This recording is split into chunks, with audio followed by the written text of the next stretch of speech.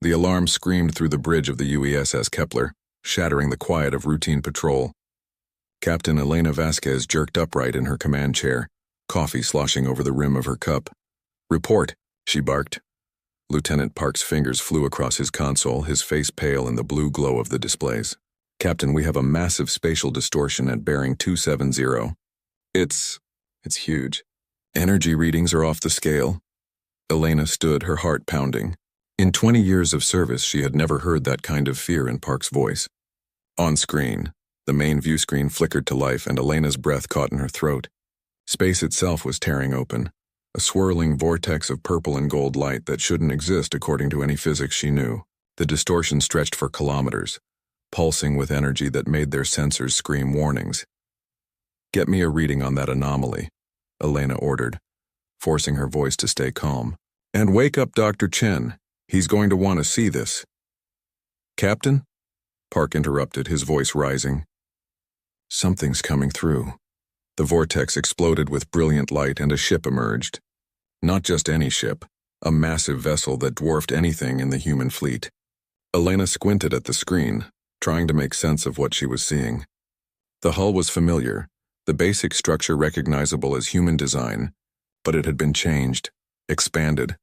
The ship bristled with structures that hadn't been there in the original blueprints. "Run identification," Elena said quietly. The computer hummed, processing data. Then it displayed results that made Elena's blood run cold. Ship identified as UESS Prometheus. Colony vessel. Departed Earth orbit January 15, 2177. Status, lost with all hands. "That's impossible," Park whispered. "The Prometheus vanished 170 years ago." Elena stared at the massive vessel on the screen.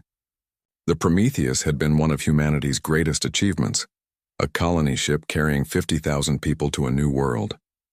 It had disappeared into a wormhole that collapsed behind it. Everyone had assumed the ship was destroyed.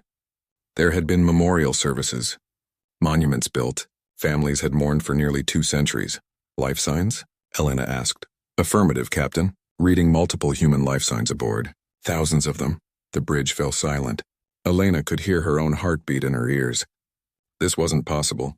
This couldn't be real.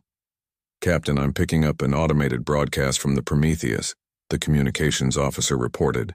"Audio only. It's repeating on all frequencies." "Play it." Static crackled through the bridge speakers, then a voice emerged. It was distorted but unmistakably human. "This is the UESS Prometheus. We have returned. Humanity prevails. We have returned. Humanity prevails." The message repeated over and over like a ghost whispering from the past. "Try to establish direct communication," Elena ordered. "I want to talk to whoever is in command of that ship." Dr. Marcus Chen burst onto the bridge, his hair wild and his shirt buttoned wrong. "I came as fast as I could." "What's the emergency?" Elena pointed at the screen. "We found the Prometheus." Chen's eyes went wide. He stumbled forward, gripping the railing to steady himself. "That's not possible. The Prometheus is ancient history. It's been gone for 170 years. "I know." Elena turned to her communications officer. "Any response to our hails?" "Negative, Captain." "The ship isn't responding to direct communication. Just the automated message." Elena frowned. Something was wrong here. Very wrong. "What about their energy signature? What are we looking at?" Park pulled up the analysis on his screen, then shook his head in disbelief. "Captain, I've never seen readings like this. The Prometheus is generating more power than our entire fleet combined, and the gravitational readings, they're emitting waves that shouldn't be possible with any technology I know." "Human technology or alien technology?" Chen asked, moving closer to examine the data. "Either," Park replied. "This doesn't match anything in our databases. Not ours, not the Galactic Council's, not any of the species we've encountered." Elena felt a chill run down her spine. Humanity had joined the Galactic Council 40 years ago, becoming part of a vast community of alien civilizations. It had been humbling to discover that humans were far from the most advanced species in the galaxy. The Council had rules, strict rules about what technology humans could develop. They said it was for safety, to prevent younger species from destroying themselves. But the Prometheus had left Earth before humanity met the Council. Before the rules, before the restrictions. "Send a priority alert to Earth Command," Elena ordered. "And notify the Council." They're going to want to know about this. Already done, Captain, her XO reported. Earth Command is scrambling the First Fleet. ETA 6 hours. And the Council. They're sending the Arbiters, everyone on the bridge tensed. The Arbiters were the Council's enforcers, the ones who made sure younger species followed the rules. They were powerful, ancient, and they didn't tolerate violations. How long until they arrive? Elena asked. 12 hours, maybe less. Elena nodded slowly. 12 hours to figure out what happened to the Prometheus before the most powerful beings in the galaxy showed up to investigate. 12 hours to understand how a human ship had acquired technology that shouldn't exist. Captain, Park's voice cut through her thoughts. The Prometheus is launching something. A shuttlecraft. On the screen, a small vessel detached from the massive ship and began moving toward the Kepler. Helena's hand instinctively moved to her sidearm. Battle stations, she ordered. Raise shields. But do not fire unless fired upon. Those are still humans over there. The bridge lights shifted to red as the Kepler's defensive systems came online. Elena watched the shuttle approach, her mind racing. What would she find inside that shuttle? Who would emerge from a ship that had been lost for nearly 2 centuries? The shuttle docked smoothly with the Kepler's airlock. Elena gathered a security team and made her way to the docking bay, Chen right behind her. They stood behind portable shields as the airlock cycled, weapons ready but lowered. The inner door hissed open. Steam billowed out, and through the mist figures emerged. They wore uniforms that Elena recognized from history books, the old Earth Fleet design from before the Council contact. But the people wearing those uniforms looked young, healthy, and possibly alive. A tall man with dark skin and calm eyes stepped forward. He carried no weapons. His hands were raised in a peaceful gesture. "Permission to come aboard, Captain," he said. His voice was steady, confident. "I'm Commander Isaiah Grant of the UESS Prometheus." Elena stared at him. According to the records, Commander Grant should have been dead for 170 years. But the man standing before her couldn't be more than 40 years old. "Permission granted," Elena said carefully. "Commander Grant, you're going to need to explain a lot of things. Starting with how you're still alive." Grant smiled, but there was something in his expression that made Elena uneasy. It wasn't threatening, it was knowing.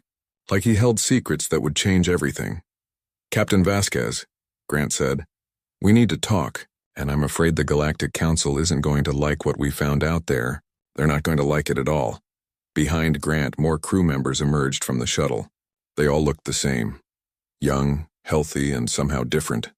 Their eyes held a strange light, and they moved with a grace that seemed almost inhuman. Elena holstered her weapon but kept her hand near it. "Commander, you and your people are under quarantine until we figure out what happened to you." "I hope you understand." "Completely," Grant replied. "We expected as much. But Captain, before your council friends arrive, there's something you need to see. Something aboard the Prometheus that will change everything humanity thinks it knows about the galaxy." Elena exchanged a glance with Chen. The scientist's face was pale, his expression torn between scientific curiosity and deep fear. "Take them to quarantine," Elena ordered her security team. She turned back to Grant. "We'll talk in 1 hour, Commander." "And you're going to tell me everything?" Grant nodded. As the security team led him and his crew away, he looked back over his shoulder. 1 hour, Captain. Then I'll show you why humanity's place in the galaxy just changed forever." Elena watched them go, her mind spinning with questions. The Prometheus had been gone for 170 years. But for these people, how much time had passed? Where had they been? And what had they found that gave them technology beyond anything the galaxy had ever seen? She had 1 hour to prepare for answers. 1 hour before everything changed. And she had a feeling that 1 hour wouldn't be nearly enough. The quarantine room was designed to be comfortable but secure. Commander Isaiah Grant sat calmly in the chair, his hands folded on the table. He looked relaxed, almost amused, as Captain Vasquez and Dr. Chen entered the room. Behind the clear barrier, armed guards watched every movement. "Your medical scans came back," Elena said, sliding a data pad across the table. "According to our equipment, you're biologically 38 years old. Your crew members range from 25 to 60, but the Prometheus disappeared 170 years ago." Grant nodded slowly. "For the galaxy, yes. 170 years have passed. For us?" He paused, meeting Elena's eyes. "Only 3 years." Chen leaned forward, his scientific curiosity overcoming his caution. "Time dilation? You were traveling near light speed?" Not exactly, Grant replied. He stood and walked to the window, gazing out at the stars. The wormhole that took us didn't collapse. It pulled us through to somewhere else, a place that existed outside normal spacetime. Elena crossed her arms. Commander, I need you to be very clear with me. The Galactic Council will be here in less than 10 hours. They're going to want answers. They're going to want to know what happened to your ship and what technology you're using. The Arbiters don't like surprises. Grant turned back to face her. His expression became serious. Captain, before the Arbiters arrive, you need to understand something. The Prometheus didn't just survive. We found something out there. Something that changes everything we thought we knew about the galaxy. What did you find? Chen asked, his hands trembling slightly. Grant walked back to the table and placed both palms flat on its surface. We found a station, ancient beyond measure. It was automated waiting. The technology inside that station predated the Galactic Council by millions of years, maybe tens of millions. A civilization that rose and fell before any current species even existed. Elena felt her heart skip a beat. Precursor technology? That's forbidden. Council law strictly prohibits. I know what Council law says, Grant interrupted gently. But Captain, the Council's laws are based on fear. Fear that a younger species might find something they did before, something they failed to understand. He pulled up a holographic display from a device on his wrist. Elena's eyes widened. That technology was far beyond anything humans currently possessed. Images appeared in the air, showing a massive structure floating in the void. It was beautiful and terrifying, all sharp angles and flowing curves pulsing with soft blue light. This is the station we found, Grant explained. It pulled us in with a gravity beam we couldn't resist. We thought we were going to die. But instead the station welcomed us. It opened itself to us. It showed us things. What things? Elena whispered. Grant waved his hand and the images changed. Now they showed vast halls filled with machines, corridors of light, chambers that seemed to exist in multiple dimensions at once. Knowledge, technology. The precursors left behind a database, instructions. They wanted someone to find it. They wanted to see if anyone would be worthy. Chen stood abruptly, his chair scraping across the floor. Worthy of what? Of advancing to the next level, Grant said simply. The precursors called it Phase 3 civilization development. Most species in the galaxy are Phase 2. The Council likes to keep it that way. They control who advances and who doesn't. But the precursors, they believed in choice, in potential. Elena felt a cold dread settling in her stomach. The Prometheus. The modifications we detected. You integrated this technology into your ship. We did more than that, Grant replied. He held up his hand and suddenly his skin seemed to shimmer. For a moment Elena could see through it, seeing patterns of light moving beneath the surface. Then it was solid again. Some of us chose to bond with the technology, to become part of it. The systems respond to our thoughts, our intentions. The ship isn't just a vessel anymore. It's an extension of our will. Chen's voice failed him. He tried again. That's impossible. That level of neural integration would require technology centuries beyond what we have, beyond what the Council has. The Council had this opportunity, Grant said quietly. Multiple Council species found precursor caches over the millennia. Every single one failed the tests. They were too greedy, too violent, too focused on domination. The technology destroyed them or rejected them. But you succeeded, Elena asked, hearing the skepticism in her own voice. Grant smiled sadly. We almost didn't. The first year was hell. We lost people. The technology tested us in ways we couldn't imagine. It created scenarios, moral dilemmas, situations that forced us to prove what we valued. Unity or division, knowledge or power, life or control. He walked back to the window, his reflection ghostly in the transparent material. We had children on the Prometheus, families. When the tests began, we had to decide what mattered most. And we chose each other. We chose cooperation over competition. We chose to protect the weak instead of sacrificing them for power. And the technology accepted you, Chen breathed, understanding dawning in his eyes. It did more than accept us, Grant said. It taught us. For 3 years we lived in that station, learning. The precursors left warnings throughout the database. They showed us the civilizations that had failed, species that tore themselves apart fighting over the knowledge, races that used the technology to conquer and destroy. We saw what happened to them all. Elena's mind raced. The implications were staggering. The Council won't allow this. You know that, don't you? They have laws against technology transfer. They'll demand you turn everything over to the arbiters. I know, Grant said calmly. That's why I wanted to talk to you first, Captain. You're human. You understand what it means to be told you're not good enough, not advanced enough, not worthy enough. The Council has kept humanity on a leash for 40 years. They give us scraps of technology and call it progress. He turned to face her fully. The Prometheus came back to change that. We're not asking permission anymore. Before Elena could respond, alarms blared through the ship. Her communicator crackled to life. Captain, multiple ships dropping out of FTL. It's the Council fleet. The arbiters are here early. Elena's blood ran cold. How many ships? 27 and counting, Captain. They're surrounding both us and the Prometheus. We're being hailed. Grant's expression didn't change. He'd expected this. Captain Vasquez, what happens next will determine humanity's future. You can side with the Council, follow their rules and hope they're merciful, or you can stand with us.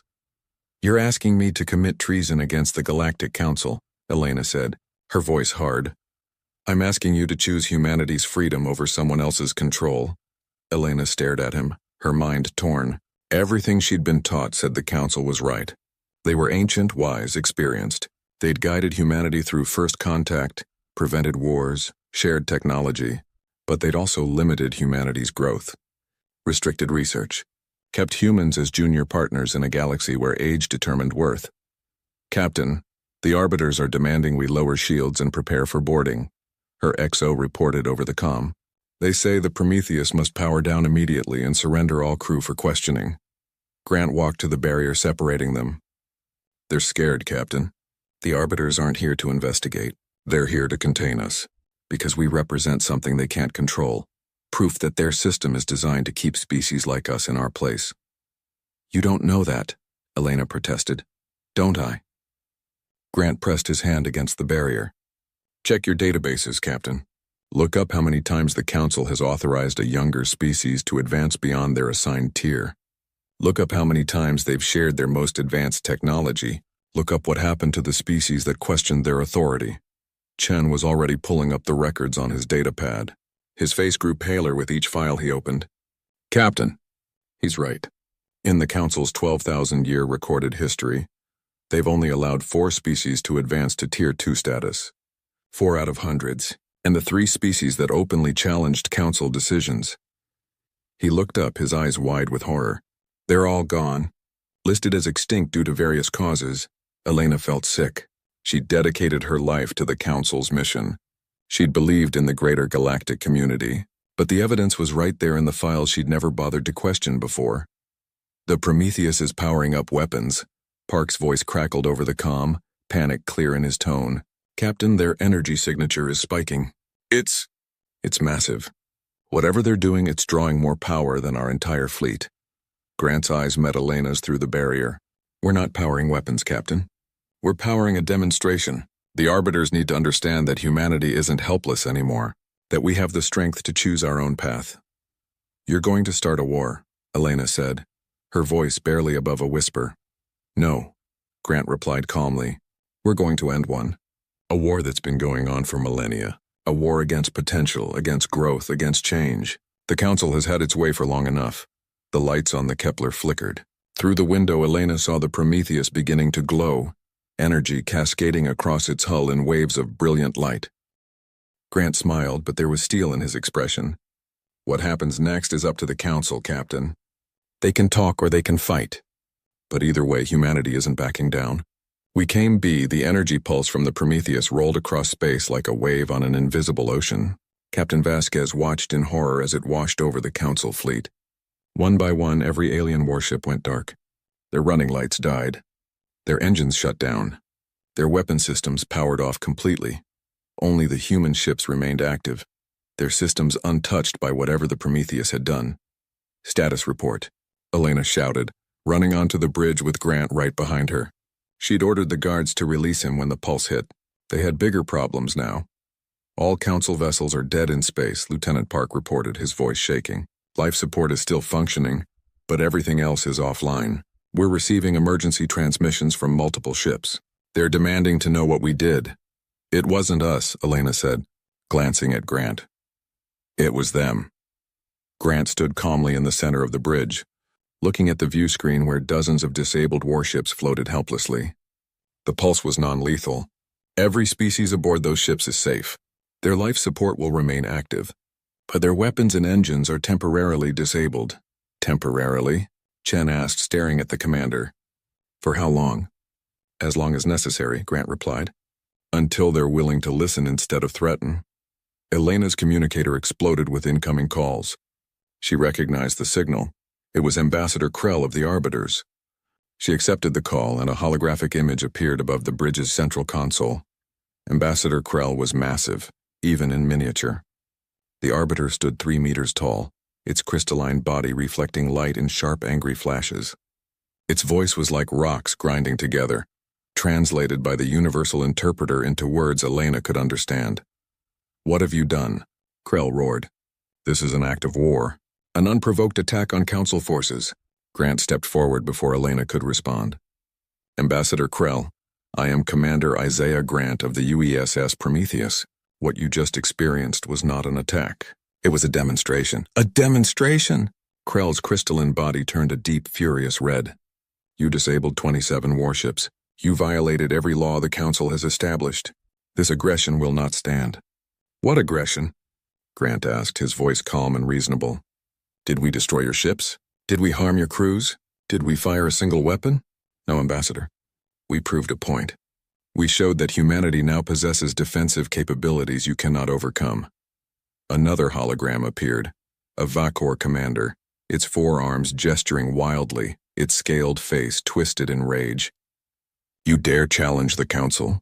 You are a Tier 1 species. You have no right to possess such technology." Grant turned to face the Vakor commander. "Who gave the Council the right to decide what we can and cannot possess? Who made you the rulers of technological progress?" "Tradition," Krell boomed. "Millions of years of order. The Council exists to prevent younger species from destroying themselves with technology they don't understand." "And how many species have you prevented from advancing?" Grant asked quietly. The question hung in the air like poison. How many civilizations have you kept under your control by claiming it was for their own good? The bridge fell silent. Even Elena felt the weight of that question. She'd never thought about it before, never questioned the Council's authority, but now, seeing their fleet disabled and helpless, seeing the fear and anger in the alien ambassadors' faces, she began to wonder. "The Prometheus spent 3 years studying precursor technology," Grant continued. "We learned things the Council never wanted anyone to know. We found records, Ambassador Krell. Records showing that your own species discovered a precursor cache 5,000 years ago. You tried to use it for conquest and it rejected you. It destroyed half your worlds before your people gave up." Krell's hologram flickered with fury. "Lies, those records are sealed. Forbidden. Sealed by whom?" Grant pressed. "By the Arbiters? By the Council leadership? You've been hiding your failures for millennia, preventing other species from succeeding where you failed. The precursor technology tests those who find it. It judges them worthy or unworthy. Your species was found unworthy, Krell. You failed. And you've spent 5,000 years making sure no one else gets the chance to succeed." A new hologram appeared, and Elena's breath caught. It was a Sirani, one of the ancient species that had been Council members for over 8,000 years. The Sirani elder looked different from the others. There was no anger in its expression, only deep sadness. "Is this true, Krell?" the Sirani asked softly.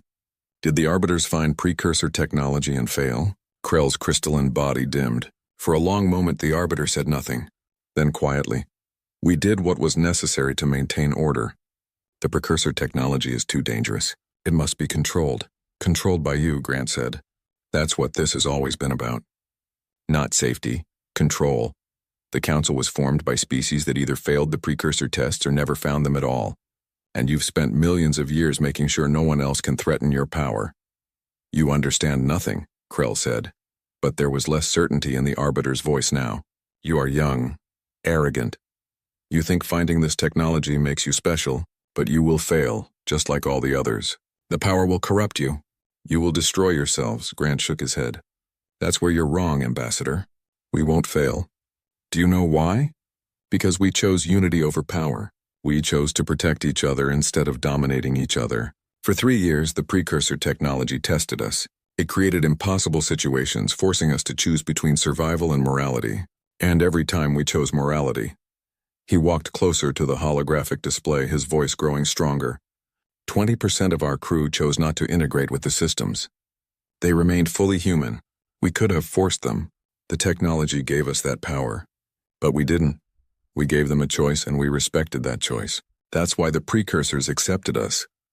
Elena found herself believing him. She'd seen the Prometheus crew. They moved differently, spoke differently, but they weren't monsters. They were still human, still capable of compassion. The Council fleet is helpless right now, Grant continued. We could destroy every ship here. We could take whatever we want. We could conquer Council space and no one could stop us. But we won't. Because we don't want conquest. We want freedom. Freedom to advance at our own pace. Freedom to make our own choices. Freedom from species who think age gives them the right to control everyone else. Pretty words, the Vakor commander snarled. But words change nothing. When we regain power, we will crush you. We will take your technology and destroy your species. That is the consequence of defying the Council. Grant smiled coldly. You just proved my point, Commander. You're not interested in peace or cooperation. You're interested in dominance.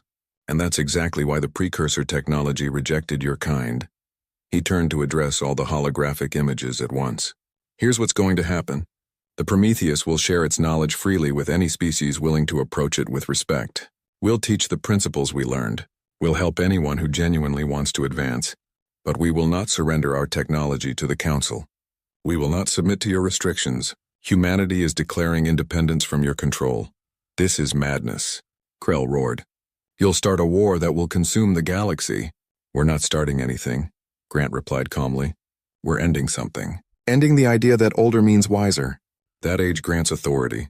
That one group of species has the right to decide the fate of all others. The galaxy is big enough for everyone to advance at their own pace. The Council just needs to accept that.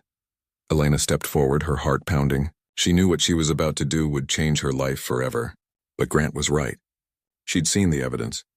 The Council wasn't the benevolent guide she'd believed in. It was a control system designed to keep younger species beneath the older ones. Ambassador Krell, Elena said clearly. Captain Elena Vasquez of the UESS Kepler. I am formally requesting that the Council open peaceful negotiations with the Prometheus and its crew.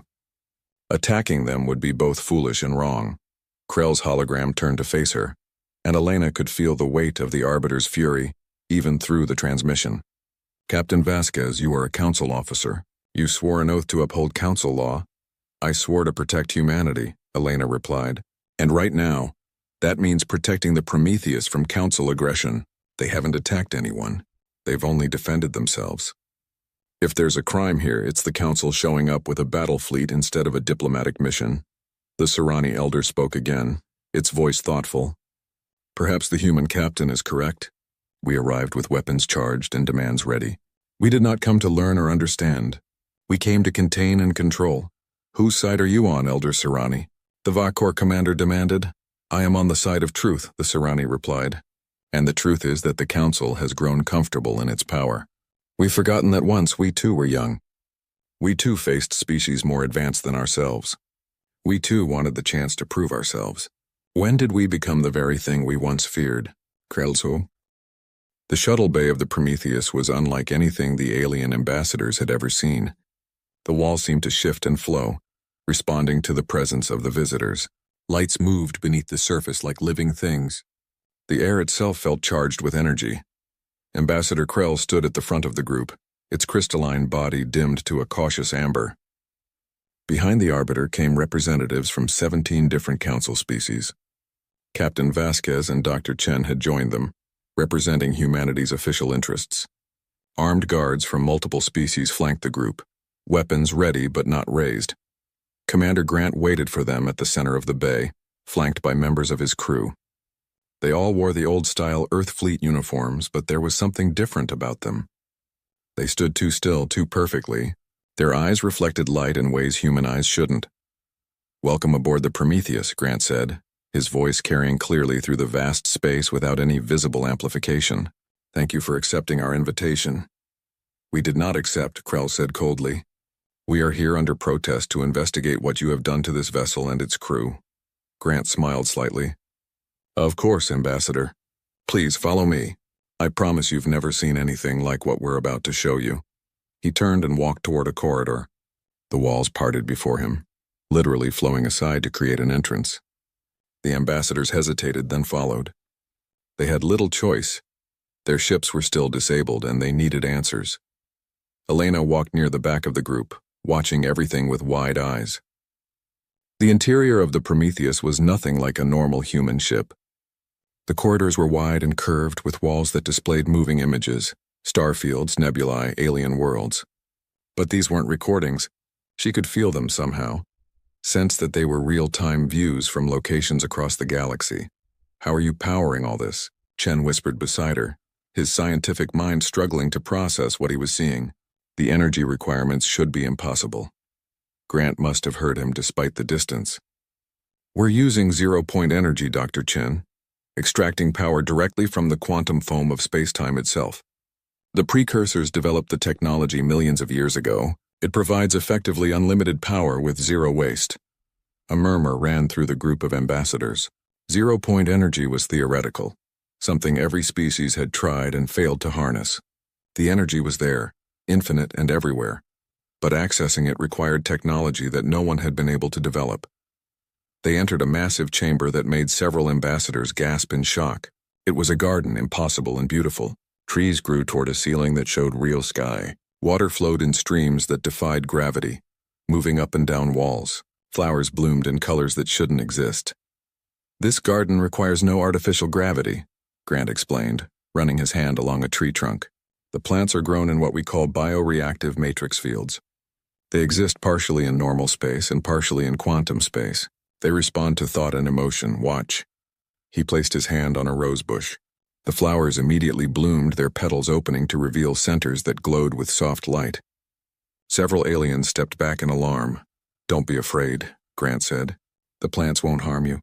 They're designed to respond to life, to nurture it. The precursors believed that any truly advanced technology should enhance life, not replace it." "This is obscene," the Vakor commander growled, "mixing biology with quantum mechanics. It violates natural law, does it?" Grant asked mildly. "Or does it simply expand what we consider natural?" The precursors saw no division between organic and mechanical, between thought and matter. They understood that consciousness itself is a quantum phenomenon. They learned to work with it instead of against it. He led them deeper into the ship.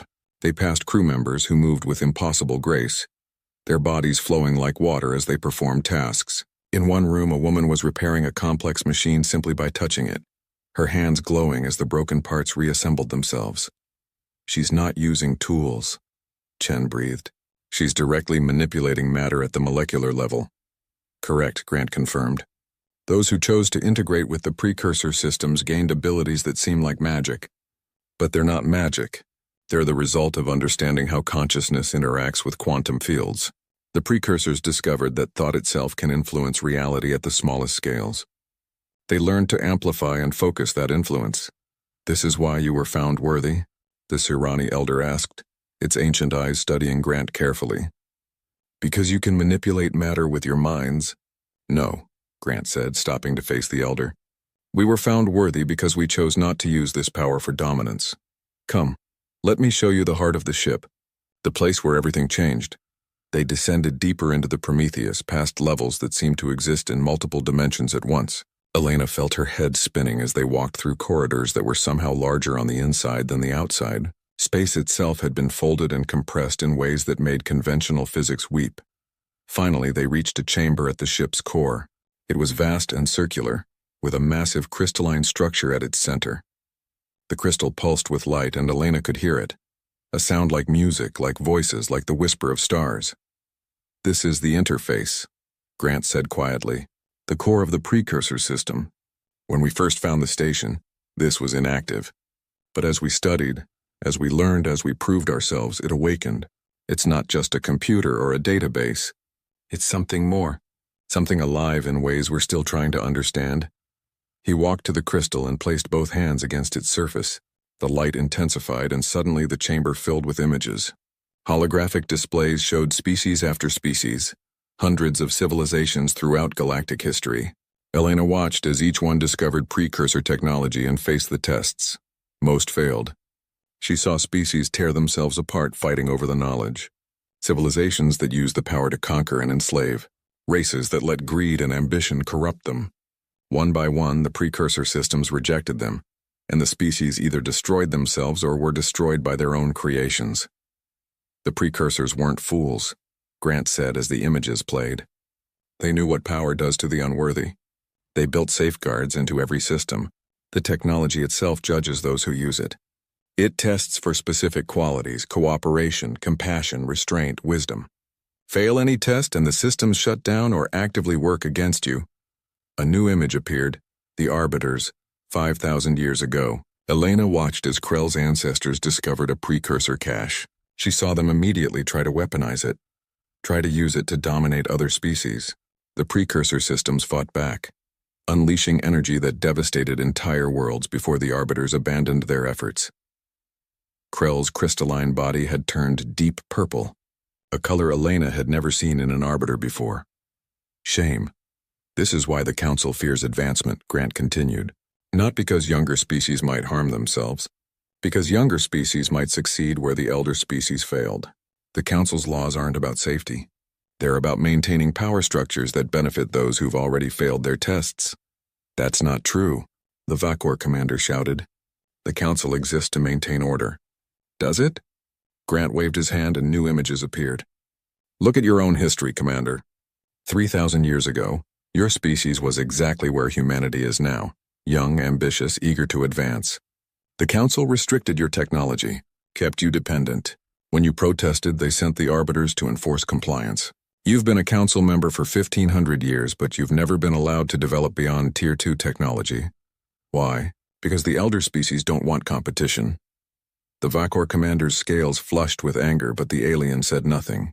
The truth was there in the historical records, undeniable. The Serani elder spoke, its voice heavy with age. Show us what you learned, Commander Grant. Show us what the precursors wanted us to become. Grant nodded. He closed his eyes and the interface responded.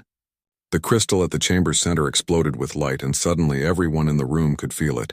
A connection to something vast and ancient. They could sense the precursor systems throughout the ship, feel the consciousness that flowed through every circuit and conduit.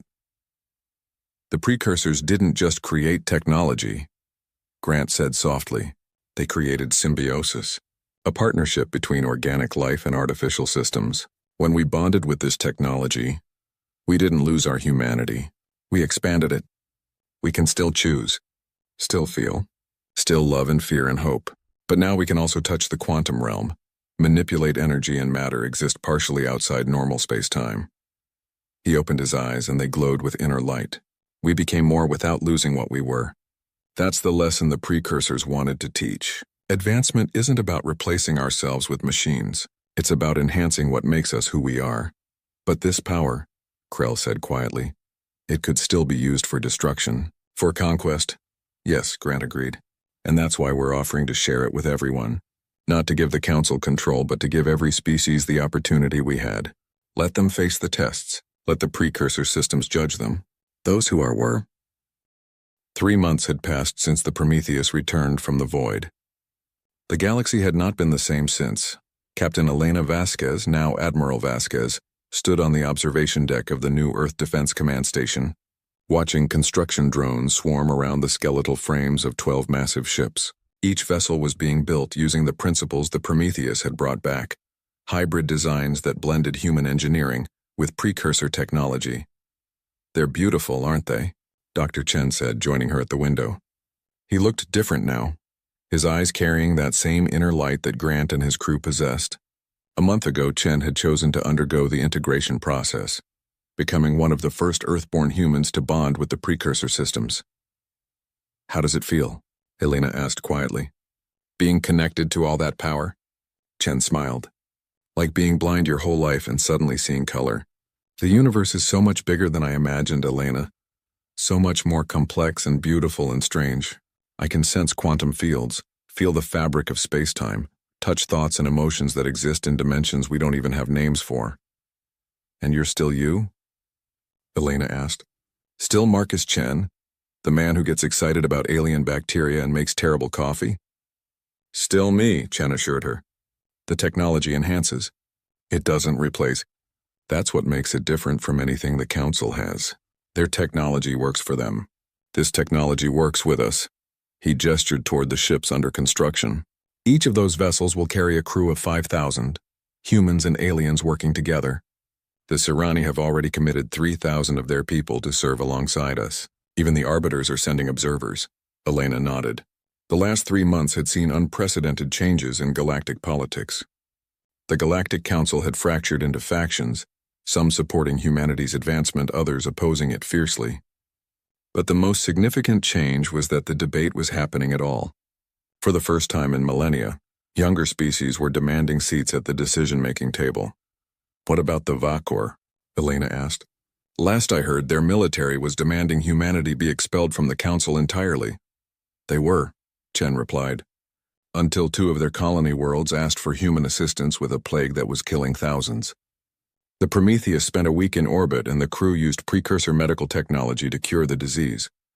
Now those colonies are protesting their own government's anti-human stance. Elena shook her head in amazement. Grant knew that would happen, didn't he? Probably, Chen said with a slight smile. The precursor systems taught him to think several steps ahead. They taught all of us. When you can sense probability waves and quantum possibilities, planning becomes a lot easier. A chime sounded and Elena's communicator lit up. She tapped it, and Commander Grant's face appeared in a holographic display. Admiral Vasquez, Grant said with a slight smile. I hope I'm not interrupting anything important. Nothing that can't wait, Elena replied. How's the mission going? Grant was aboard the Prometheus, which was currently en route to the 4th sector of Council space. They were on a diplomatic tour, visiting species that had expressed interest in learning about precursor technology. Better than expected, Grant said.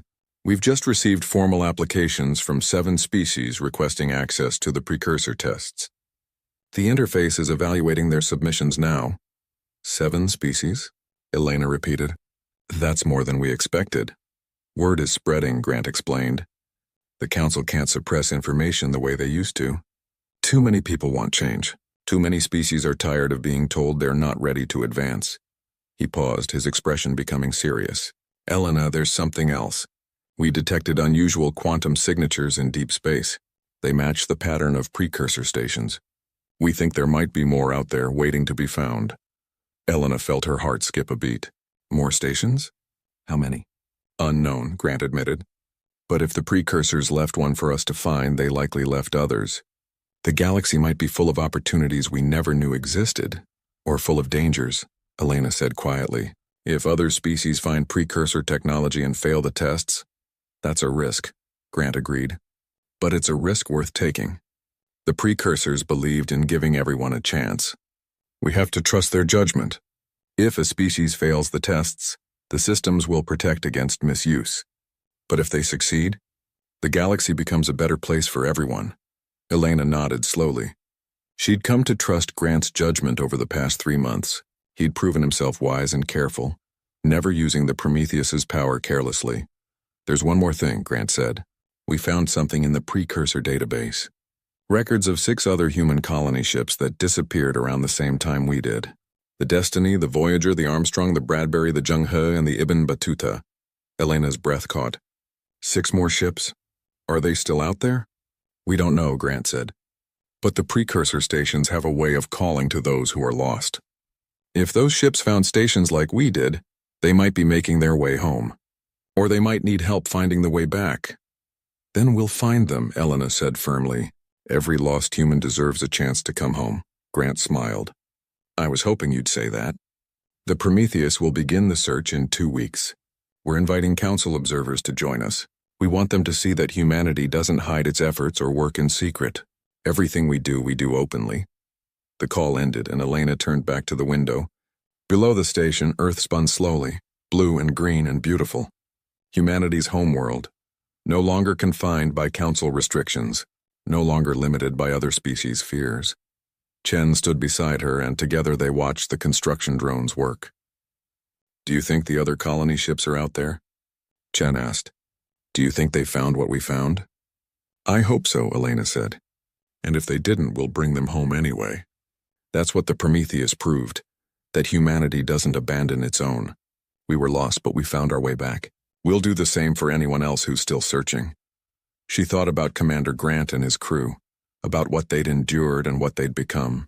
3 years in an alien station, facing tests that had broken countless other civilizations. They could have used their newfound power to conquer, could have claimed Earth as their personal kingdom, could have become tyrants with abilities beyond imagining. Instead, they'd chosen to share, to teach, to lift others up instead of standing above them. That was humanity's real strength, Elena realized. Not the precursor technology or the quantum abilities or the ships that could teleport across space. Their strength was in the choice to remain human even when they'd become something more. "Admiral," an aide said, approaching from behind, "the Galactic Council has finished their vote. They're broadcasting the results now." Elena and Chen hurried to the command center where dozens of officers were gathered around view screens.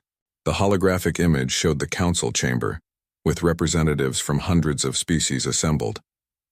Ambassador Krell stood at the central podium, the Arbiter's crystalline body a neutral gray. After 3 months of deliberation, Krell announced, "The Galactic Council has reached a decision regarding humanity's status and the question of precursor technology access." Elena held her breath. "By a vote of 417 to 293, Krell continued, "humanity is hereby granted Tier 2 civilization status, effective immediately. Furthermore, access to precursor technology testing will be made available to all Council species that request it, under human supervision and guidance." Cheers erupted in the command center. Elena felt tears forming in her eyes. They'd done it. Against all odds, against millennia of tradition, they'd changed the galaxy. "However," Krell added, and the room fell silent, "this decision comes with a warning. The Council will be watching humanity closely. If the precursor technology is misused, if it leads to harm or conflict, these privileges will be revoked. Humanity's advancement is conditional on continued demonstration of wisdom and restraint." The transmission ended. Elena looked around at her crew, seeing hope and determination in their faces. "It's not perfect," Chen said quietly. "They're still watching us. Still ready to pull the plug if we make a mistake." "Let them watch," Elena replied. "We'll show them that humanity deserves this chance. We'll prove that advancement and wisdom aren't contradictions." She walked to the window one last time, looking out at the stars. Somewhere out there, 6 colony ships might be searching for home. Somewhere, other precursor stations waited to be discovered. Somewhere, the future was being written, and humanity, once the youngest and weakest species in the Council, was now helping to write it. Elena thought back to the moment when the Prometheus first emerged from that impossible vortex, broadcasting its simple message, "Humanity prevails. We have returned." They had returned indeed, not as conquerors or victims, but as proof that potential mattered more than age, that courage and compassion could overcome any obstacle, that a species could be lost in the darkness and still find its way to the light. The Prometheus had started as a colony ship, carrying humans to a new home. It had become something far greater, a symbol of humanity's resilience, a catalyst for galactic change, a promise that no one who was lost would be forgotten.